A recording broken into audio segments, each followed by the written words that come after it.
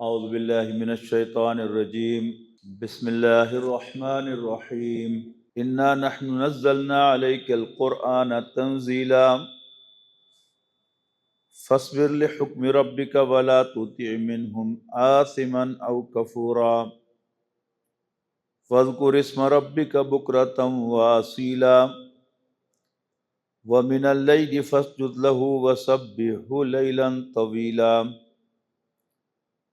ان هؤلاء يحبون العاجلة ويذرون وراءهم يوما ثقيلا نحن خلقناهم وشددنا أسرهم وإذا شئنا بدلنا أمثالهم تبديلا إن هذه تذكرة ومن شاء اتخذ إلى ربه سبيلا وما تشاءون إلا أن يشاء الله إن الله كان عليما حكيما يدخل من يشاء في رحمته والظالمين أعد لهم عذابا أليما۔ اب یہ مکی صورتوں کا سلسلہ ہے جو چل رہا ہے سورت ملک سے، اور ان میں سب سے زیادہ ایمفیسس جس بات پر ہے وہ آخرت کا تذکرہ ہے، آخرت کو ماننے، آخرت سے ڈرنے، جہنم کا ذکر، جنت کا ذکر، یہ کثرت کے ساتھ آپ کو ان آیات میں ملتا ہے۔ اب اس صورت کے بعد وہ مضمون جو ہے وہ اور زیادہ بڑھ جائے گا، اور ایک ہی بات بار بار جو ہے وہ کی جائے گی۔ سورۃ دہر میں بھی یہ مضمون تھا اس کے پہلے رکوع میں، اب اس کا دوسرا رکوع جو ہے یہ 10 آیات پر مشتمل ہے۔ فرمایا انا نحن نزلنا علیک القرآن تنزیلا، نون زا لام کا مادہ نیچے اترنے کے لیے آتا ہے، نزل ینزل کے معنی اترنا، اور انزل ینزل کے معنی اتارنا، اور نزل ینزل کے معنی بھی اتارنا، لیکن دونوں میں فرق ہے کہ انزل ینزل یک بارگی اتارنا، اور نزل ینزل تنزیلا آہستہ آہستہ اسٹیپ بائی اسٹیپ اتارنا۔ اب یہاں سے بات کا آغاز ہو رہا ہے، انا نحن نزلنا علیک القرآن تنزیلا، کہ نبی ہم نے آپ پر قرآن آہستہ آہستہ اسٹیپ بائی اسٹیپ اتارا ہے۔ فاصبر لحکم ربک، بس اپنے رب کے حکم پر کے لیے صبر کرو، یعنی مراد یہاں پر ہے انتظار کرو۔ یہ اصل میں کیا ہے کہ نبی اکرم صلی اللہ علیہ وسلم کی خواہش کہ جلدی جلدی قرآن نازل ہو، اس لیے کہ قرآن مجید برکت بھرا کلام ہے، اور برکت کی ہر شخص کو ضرورت ہے، پلس اللہ کا کلام ہے، تو نبی اکرم صلی اللہ علیہ وسلم کے لیے یہ اللہ سے ہم کلامی کا ذریعہ ہے۔ آپ کسی سے محبت کرتے ہو، آپ اس کے خط کے، آج اس کی کال کے، آج اس کے واٹس ایپ کے، آج اس کی ای میل کے آپ منتظر رہتے ہیں۔ نبی اکرم صلی اللہ علیہ وسلم بھی منتظر رہتے تھے۔ ہم پہلے پڑھ کے آئے ہیں کہ نبی اکرم صلی اللہ علیہ وسلم نے جبرائیل سے شکوہ کیا کہ تم وقفے سے آتے ہو، جلدی آیا کرو۔ تو پھر جبرائیل کی زبان سے کہلوایا گیا کہ میں خود نہیں آتا، جب میرا مالک مجھے حکم دیتا ہے، آپ کا رب مجھے حکم دیتا ہے تو میں آ جاتا ہوں۔ اب یہاں وہی چیز جو ہے وہ بٹوین دا لائنز اگر آپ دیکھیں تو پہلے فرمایا کہ یقیناً ہم ہی نے یہ قرآن یک بارگی نہیں، آہستہ آہستہ آپ پر نازل کیا ہے۔ فاصبر لحکم ربک، بس صبر کیے رہو، تھامے رکھو، انتظار کرو اپنے رب کے حکم کا۔ ولا تطع منہم آثما او کفورا، اور ان میں سے کسی گناہگار اور ناشکرے کا کہنا نہ ماننا، ڈکٹیشن نہ لینا، ڈائریکشن نہ لینا۔ کئی دفعہ قرآن مجید میں ذکر آ چکا ہے ایک کیریکٹر ولید بن مغیرہ کا، یعنی تعین کے ساتھ تو یہاں اس کا ذکر نہیں ہے، لیکن وہ تو ایک کیریکٹر تھا نا۔ اس کیریکٹر کے اور بھی لوگ تھے جو نبی اکرم صلی اللہ علیہ وسلم کو مشورے دیتے رہتے تھے بغیر اس کے کہ آپ نے ان سے مشورہ مانگا ہو۔ جب بھی آپ میدان میں اترتے ہیں تو آپ کے بہت سے خیر خواہ جو ہیں وہ آپ کو مشورہ دیتے رہتے ہیں کہ جی آپ ایسے کر لیں، آپ ایسے کر لیں، اور وہ اپوزٹ ہوتے ہیں ایک دوسرے کے۔ کوئی آپ کا خیر خواہ ہوگا کہ جو آپ کو مشورہ دے گا کہ پہ جاؤ، اور کوئی آپ کو مشورہ دے گا کہ نہیں، کنفرنٹیشن کی کیا ضرورت ہے، آپ یوں کر کے نکل جائیں، آپ آرام سے دعوت دیتے رہیں۔ لیکن نبی اکرم صلی اللہ علیہ وسلم اصل میں کس کی پیروکار تھے؟ اللہ کی ڈائریکشن کے پیروکار تھے۔ میں نے کئی دفعہ عرض کیا ہے کہ نبی اکرم صلی اللہ علیہ وسلم بلا شبہ، ہم میں سے کسی کو شک نہیں ہے اس میں، کہ نبی اکرم صلی اللہ علیہ وسلم ذہین ترین انسان۔ وہ پنجابی کا محاورہ ہے نا کہ عقل نہ ہوئے تو موجیں ہی موجاں، عقل ہوئے تو سوچے ہی سوچا۔ تو نبی اکرم صلی اللہ علیہ وسلم سوچ بچار کرتے تھے، یعنی ایسا تو نہیں تھا نا کہ نبی اکرم صلی اللہ علیہ وسلم بس کوئی ریموٹ کنٹرول پہ چل رہے تھے اللہ تعالیٰ کی طرف سے۔ تو اللہ تعالیٰ نے آپ کو سوچ بچار کی صلاحیت دی تھی، جو پیش آنے والے حالات و واقعات تھے، جو بھی رکاوٹیں تھیں، ان سب پر آپ غور کرتے تھے اور سولوشن ظاہر ہے آپ اپنے دل میں لے آتے تھے۔ ایک سولوشن نبی اکرم صلی اللہ علیہ وسلم کے ذہن میں یہ آتا تھا، اور یہ ظاہر ہے کہ وہ لوگ کہ جو مشورے دینے والے ہیں وہ یہ کہتے تھے کہ یہ جو قرآن مجید کی ریجیڈیٹی ہے اس سے تو کوئی بات نہیں بنے گی، اپنے آپ کو ذرا ٹون ڈاؤن کر لو، میک یور میسج ایکسیپٹیبل۔ آج کی آپ دیکھیں نا، یہ انلائٹنمنٹ، سافٹ امیج، یہ ہے نا، یہ دین کے خادموں کو سافٹ امیج پیش کرنے کا مشورہ دیا جاتا ہے۔ ایک مسلمان نبی اکرم صلی اللہ علیہ وسلم کو کہیں ادھر ادھر نہیں پھینک سکتا معاذ اللہ۔ اور نبی اکرم صلی اللہ علیہ وسلم کی زندگی کیا ہے؟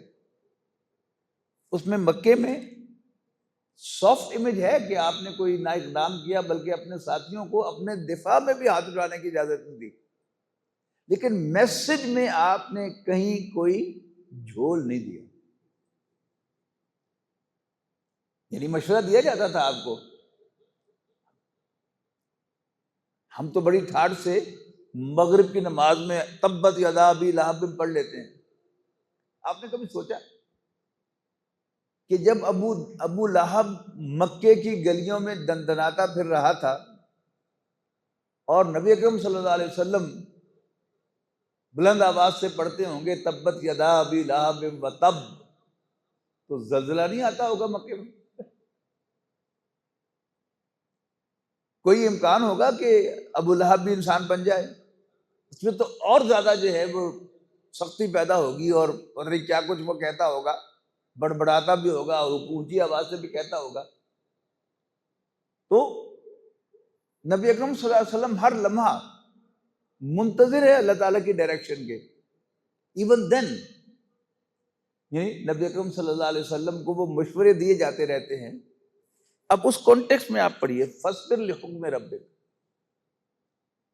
آپ اپنے رب کے حکم کے منتظر رہیں، صبر کیے رکھیں، اپنے آپ کو جھیل کے رکھیں، برداشت کر کے رکھیں، ریسٹرین کر کے رکھیں، لحکم ربک، اپنے رب کے حکم سے۔ اب نبی اکرم صلی اللہ علیہ وسلم اس نتیجے پر تو پہنچ گئے تھے کہ ہمیں سرداروں کو انگیج کرنا چاہیے، اور یہ عام طور پر لوگ نہیں، اس جہاں تک ان کا ذہن نہیں گیا کہ نبی اکرم صلی اللہ علیہ وسلم کو بار بار سرداروں کو انگیج کرنے سے منع کیا گیا، قدم قدم پر،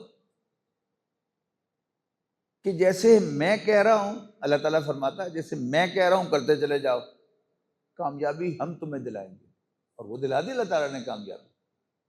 ایک دفعہ تو وہ جو واحد سہارا تھا بنو ہاشم کا، وہ بھی چھین لیا، کہ ابو طالب کے انتقال کے بعد ابو لہب بھی خاندان کا سربراہ بن گیا، اور اس نے نبی اکرم صلی اللہ علیہ وسلم کو خاندان بنو ہاشم سے نکال دیا۔ تفصیل کے ساتھ ہم نے سیرت پڑھی ہے حال ہی میں، لیکن اللہ تعالیٰ نے پھر اسی سے آپ کے لیے راستہ نکالا۔ تو اس ساری بیک گراؤنڈ کا ذہن میں رکھیے کہ ابھی یہ مکی صورت ہے، اور ابتدائی دور کی مکی صورتوں میں سے کہ صبر، صبر، انتظار، ویٹ، کس کے لیے؟ اپنے رب کے حکم کے لیے۔ وَلَا تُطِعْ مِنْهُمْ آثِمًا أَوْ كَفُورًا، اور کسی گناہگار اور ناشکرے کا کہنا نہ مان بیٹھنا، اس کی بات پر نہ چل نکلنا، یعنی اپنے ساتھیوں سے مشورہ۔ خود نبی اکرم صلی اللہ علیہ وسلم کا ارشاد ہے نا کہ ہر اہم کام پر مشورہ ضرور کیا کرو، خواہ ایک مسلمان سے کرو۔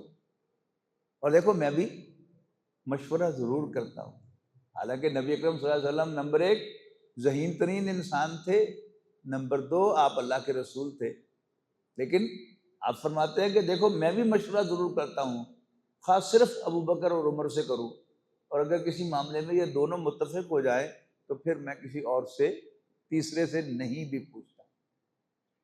تو اپنے ساتھیوں سے مشورہ، لیکن جو مخالف ہے، جو ماننے کو تیار نہیں ہے نبی اکرم صلی اللہ علیہ وسلم کو اللہ کا رسول، اس سے مشورہ لینے، ڈکٹیشن لینے، اس کی رائے سننے، گیو ہم ایئر سے بھی منع کیا گیا۔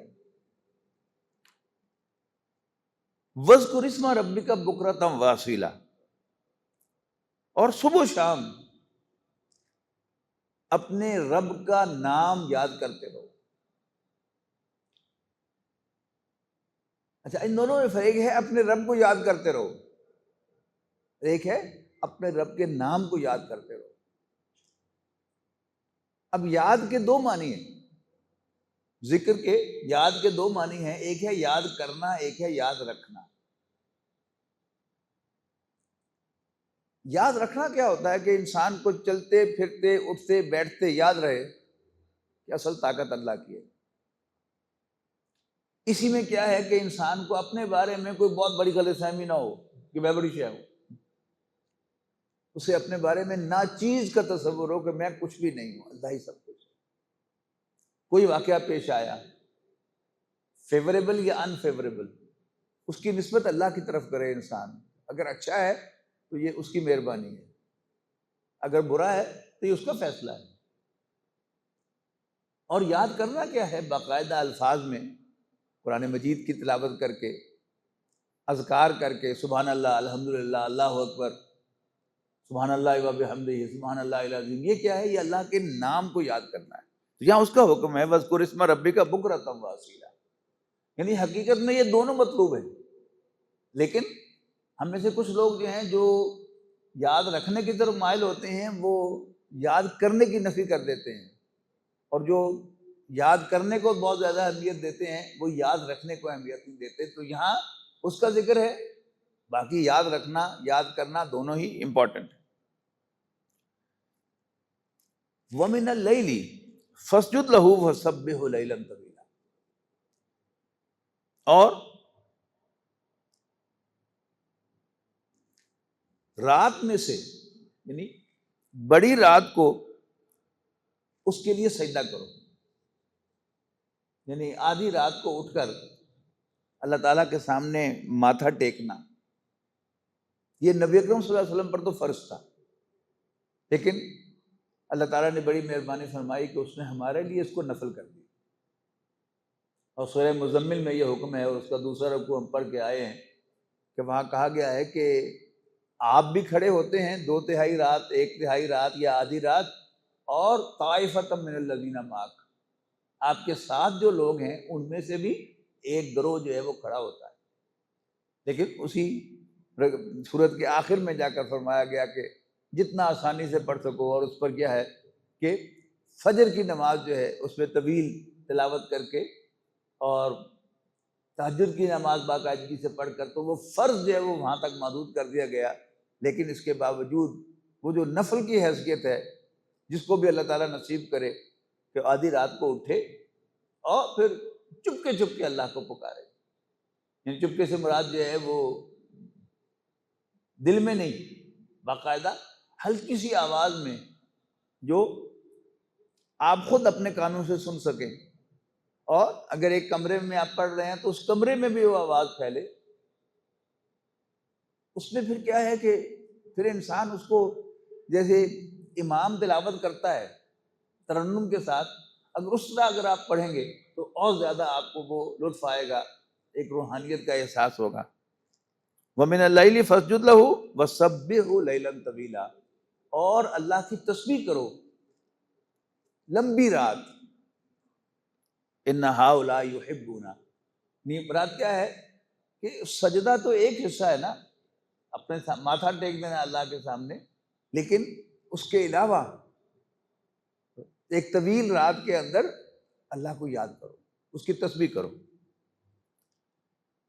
ان ہؤلاء یحبون العاجلۃ، بلا شبہ یہ لوگ یہ دنیا سے پیار کرتے ہیں. اجلت عین جیم لام، اس کا مادہ جو ہے یہ جلدی کے لیے آتا ہے، اردو زبان میں اس کے لیے اجلت ہے، اجلت پسندی، جلد بازی. لیکن عاجلہ یعنی جو جلدی انسان کو مل جانے والی چیز ہے وہ دنیا ہے. لہذا عاجلہ قرآن مجید کے محاورے میں احادیث کے اندر یہ دنیا کے لیے آتا ہے. ان ہؤلاء یحبون العاجلۃ، جیسے کہ میں نے ابتدا میں عرض کیا کہ ابتدائی مکی صورتوں کا اصل مضمون جو ہے وہ آخرت ہے.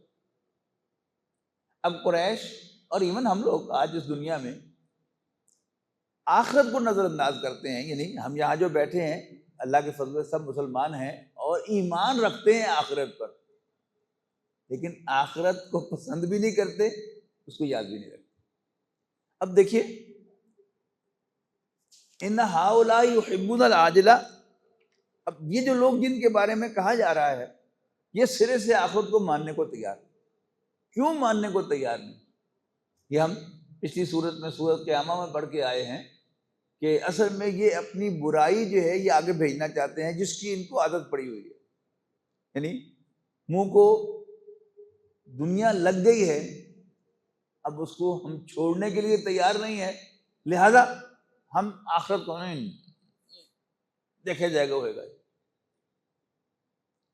اگلا وہ آ رہا ہے وَيَذَرُونَ وَرَاءَهُمْ يَوْمًا ثَقِيلًا، اور چھوڑ دیتے ہیں، نظر انداز کر دیتے ہیں جو پیچھے ایک دن آنے والا ہے، ان کے پیچھے ایک دن آنے والا ہے جو بڑا بھاری دن ہوگا. نحن خلقناہم، ہم نے انہیں پیدا کیا، وشددنا اسرہم، اور ان کے جوڑ بند مضبوط کیے، وَإِذَا شِئْنَا بَدَّلْنَا أَمْثَالَهُمْ تَبْدِيلًا، اور ہم جب چاہیں گے ان کے بدلے ان جیسے اور لے آئیں گے. یہ ہمارا جسم جو ہے اس میں کنٹینیوٹی نہیں ہے، یعنی ہماری شیپ میں کنٹینیوٹی ہے کہ اللہ تعالیٰ نے مجھے ایک شیپ دی ہے، آپ سب کو ایک شیپ دی ہے، یہ ہماری پہچان ہے. لیکن ہمارے جو کنٹینٹس ہیں جسم کے وہ سیم نہیں رہتے.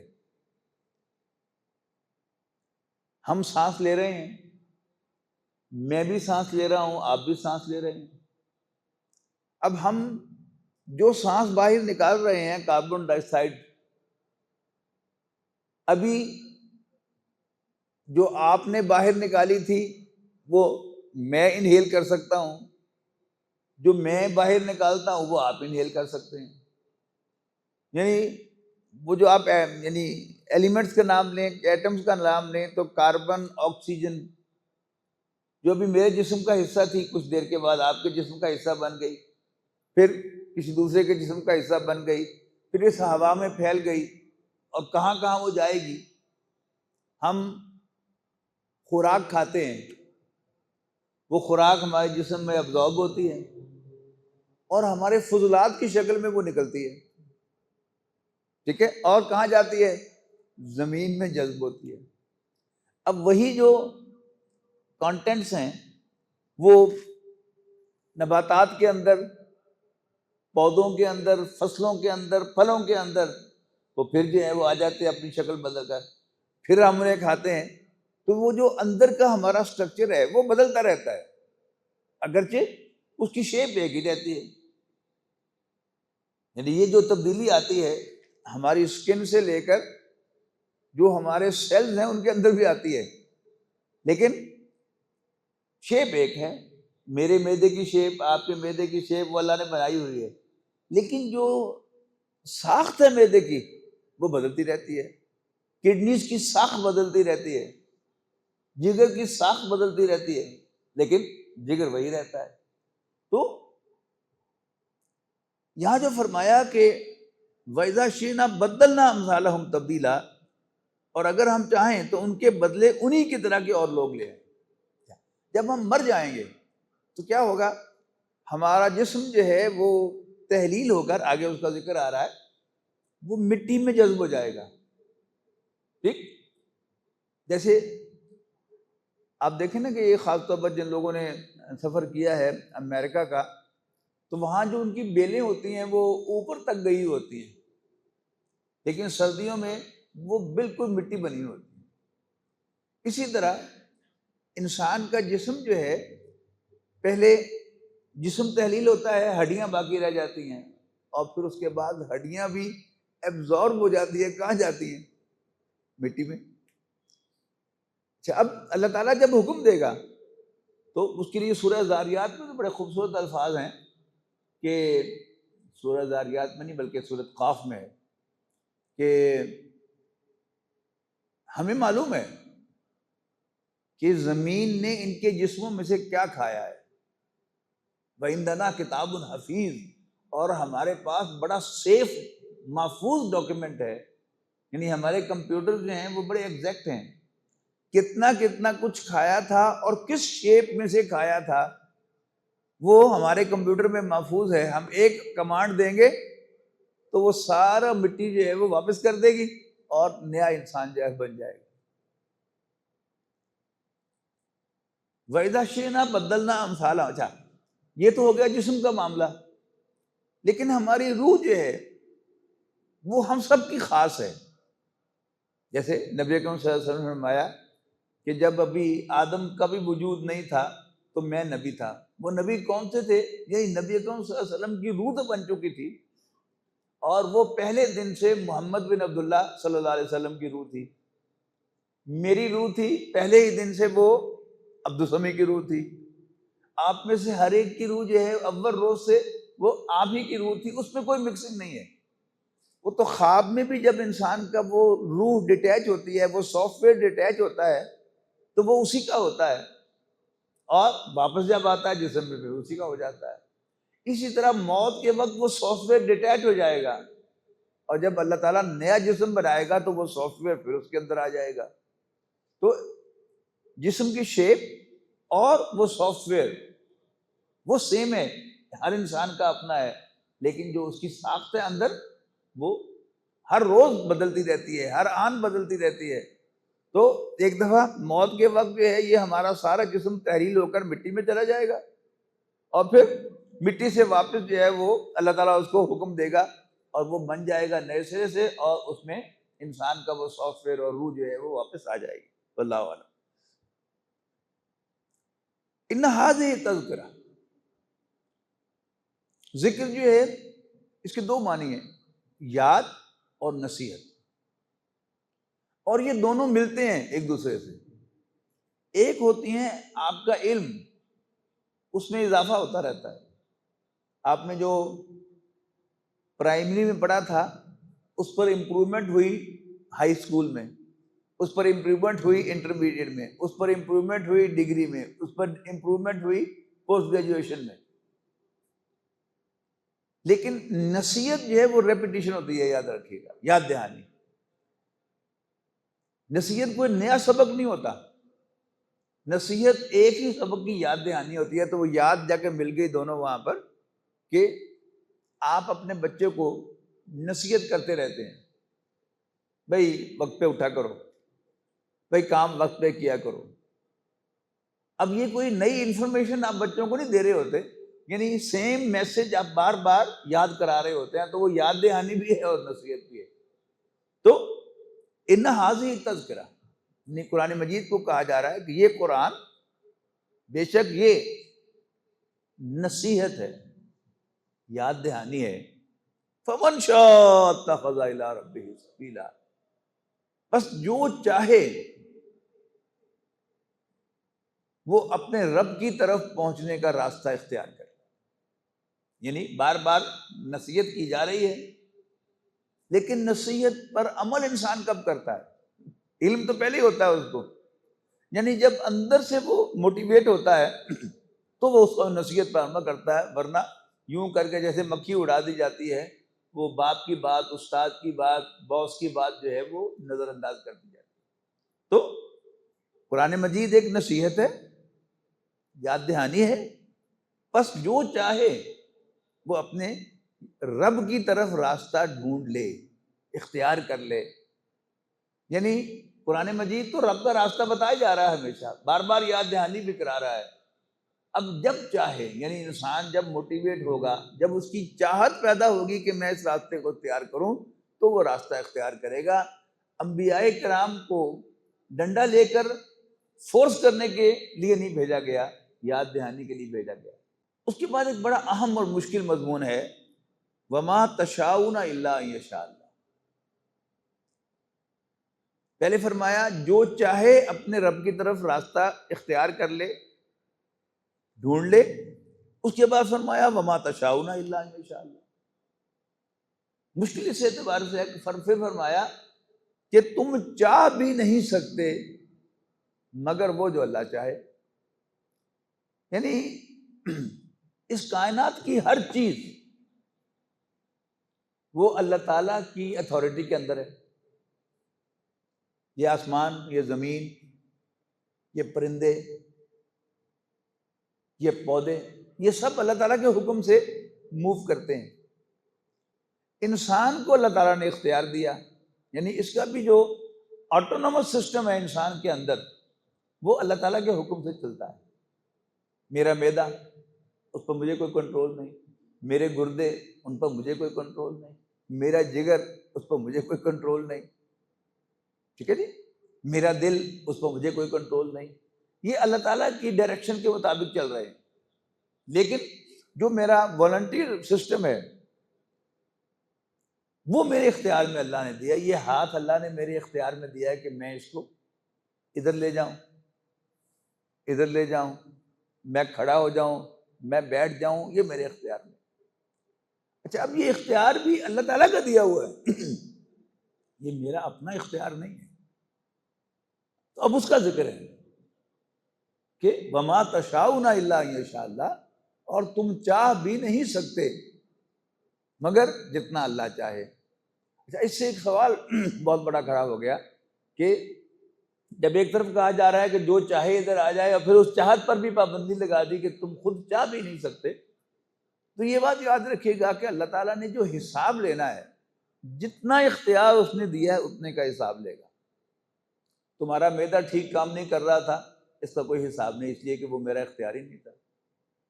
میرا جگر، جو میرا دل جو ہے، اس کی پر منٹ موومنٹس کتنی تھی، ہارٹ ریٹ کیا تھا، پلس ریٹ کیا تھا، اس پر میرا اختیار نہیں ہے، لہذا میری جواب دہی بھی نہیں ہے. میری جواب دہی جو ہے جس چیز پر ہے وہ کیا ہے کہ میں نے وہ جو نصیحت میرے سامنے آئی ہے، میں نے اس سے نصیحت حاصل کی کہ نہیں. یہ بھی اصل میں اللہ ہی کے اختیار میں ہے. اللہ نے مجھے چونکہ اختیار دیا ہے کہ میں اپنی آزاد مرضی سے چاہوں تو نصیحت قبول کر لوں، چاہوں تو نہ کروں. یعنی صرف ایک نوٹ ہے، نوٹ آف کوشن کہ اصولی بات کیا ہے، جو چاہے اس راستے کو اختیار کر لے، لیکن یاد رکھنا کہ یہ اتھارٹی بھی تمہیں ہم نے دی ہے، وما تشاءون الا ان یشاء اللہ، ان اللہ کان علیما حکیما، بے شک اللہ تعالیٰ جاننے والا، حکمت والا ہے۔ یعنی میں کیا کر رہا ہوں یہ بھی اس کے علم میں ہے، میرے جسم کے اندر ہر سیل میں کیا ہو رہا ہے وہ بھی اس کے علم میں ہے۔ اور یہ جو اللہ تعالیٰ نے اتھارٹیز دی ہیں کہ فزیکل آبجیکٹس کو بغیر بیرونی قوت کے ہلنے کی اللہ تعالیٰ نے اجازت نہیں دی، پودوں کو گرو کرنے کی اجازت دی، جانوروں کو تمام موومنٹس کی اجازت دی ہے۔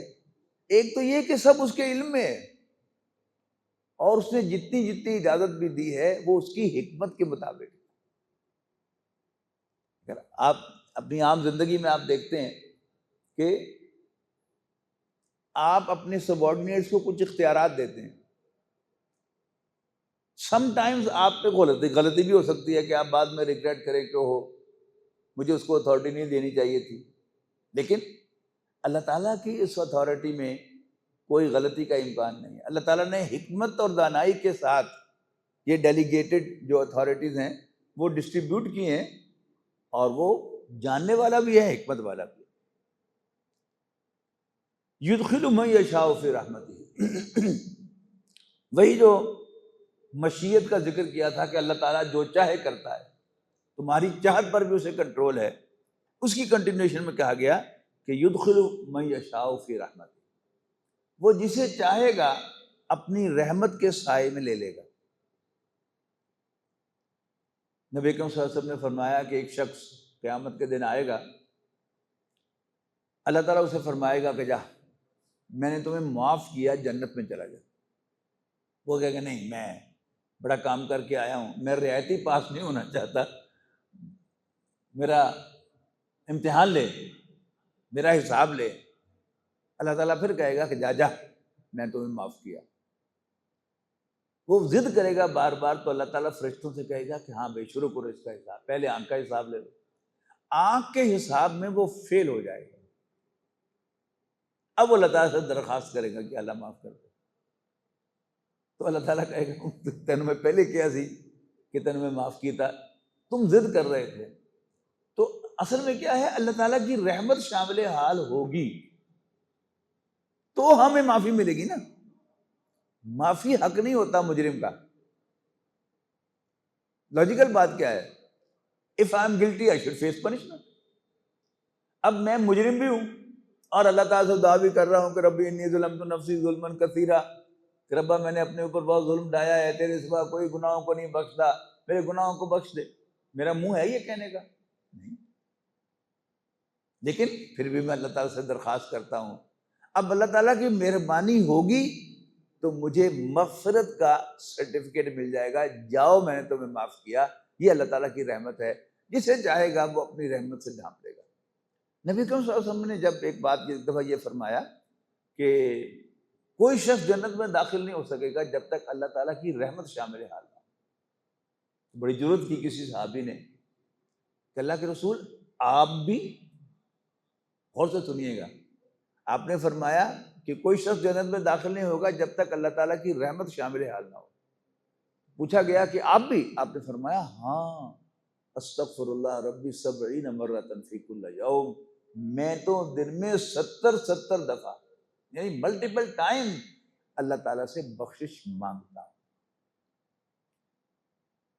یدخل من یشاء فی رحمتہ والظالمین اعد لهم عذابا علیما، رہے ظالم تو ہم نے ان کے لیے ایک دردناک عذاب، پینفل پنشمنٹ تیار کر رکھی۔ مطلب کیا ہوا کہ جب انسان ظلم پر اتر آئے، نا انصافی پر اتر آئے، تو پھر اللہ تعالیٰ کی رحمت کا کوئی امکان نہیں۔ ایک آدمی جو ہے وہ ظلم نہ کرے،